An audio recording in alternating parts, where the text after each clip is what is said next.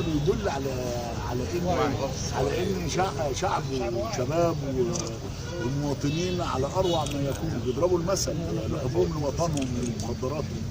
بيدل على ان الشعب فاهم هو مصلحته فين، وشبابه فاهمين الكلام ده، وبالتالي احنا موجودين في وسطهم في أأمن وضع ممكن وفي افضل حاله ممكن.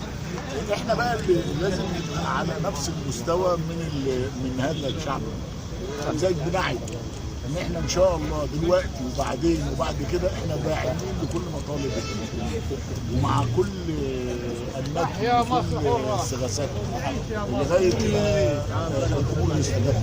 النهارده كنت موجود مع السلع التموينيه ونعد بشكل افضل وبتوفير اكثر لهذه السلع باسعار تتناسب معها. ان شاء الله كل الامور هتبقى بالشكل ده. هو شعب يستحق الكلام ده، يستحق ان احنا مصر حرة.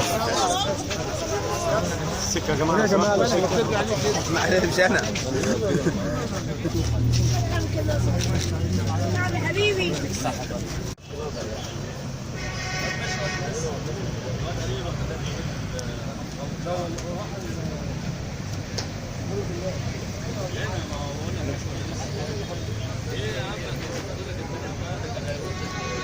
تعالى على القهوه هيقول له تعالى ازاي